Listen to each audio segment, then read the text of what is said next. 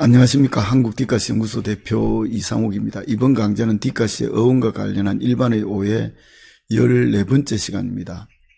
팝아트의 거장인 앤디 워홀도 앞 시간에 말씀드린 디상 못지않게 현대 예술에 큰 충격을 주었습니다. 팝아트의 거장이었던 앤디 워홀은 돈을 버는 것도 예술이고 일하는 것도 예술이고 사업을 잘하는 것이야말로 최고의 예술로 봤습니다. 기존의 전통적인 예술관을 통렬하게 전복시킨 것입니다. 팝아트는 파퓰러 아트, 즉 대중예술을 줄임말로서 1960년대 뉴욕을 중심으로 일어난 미술의 한 경향을 말합니다. 팝아트의 사전적 정의입니다. 팝아트는 텔레비전이나 매스미디어, 상품 광고, 쇼윈도, 고속도로변의 빌보드와 거리의 교통 표지판 등의 다중적이고 일상적인 것들뿐만 아니라 코카콜라, 만화 속의 주인공 등 범상하고 흔한 소재들을 미술 속으로 끌어들임으로써 순수예술과 대중예술이라는 이분법적 위계적 구조를 불식시키고 산업사회 현실을 미술 속에 적극적으로 수용하고자 한 것은 긍정적인 측면을 지니고 있지만 소비문화에 굴복한 것으로 볼 수 있다.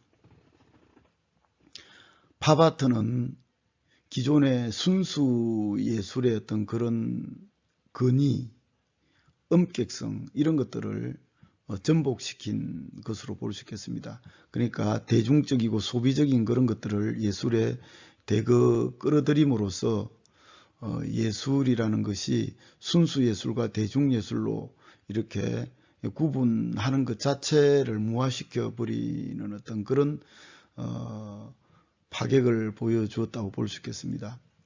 산업사회 현실을 미술 속으로 적극 반영한 것은 긍정적인 측면으로 보지만 지나치게 소비문화를 조장하고 그래서 소비문화 자체에 어떻게 보면 종속됨으로써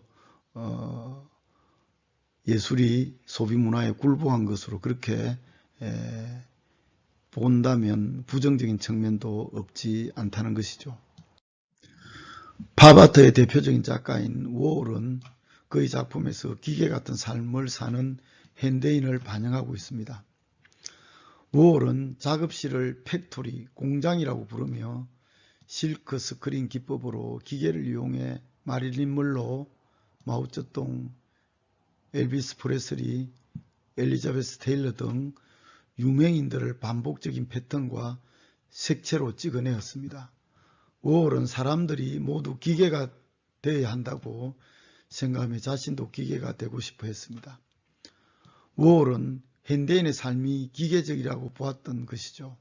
똑같은 일을 되풀이하며 마치 공장에서 찍어낸 기계와 같이 현대인들은 똑같은 대중 스타를 좋아하고 똑같은 인스턴트 음식을 먹고 똑같은 브랜드의 옷을 입고 살아갑니다. 그러니까 기계 같은 삶을 사는 현대인을 반영하는 예술도 기계 같은 것이어야 한다고 보았던 것입니다.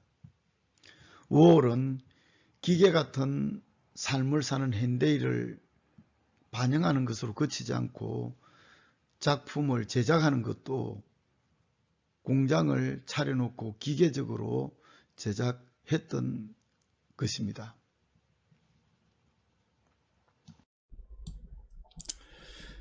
서양 미술사에서 피카소가 20세기 초반에 가장 큰 영향을 미쳤다면 20세기 후반에는 워홀로 알려져 있습니다.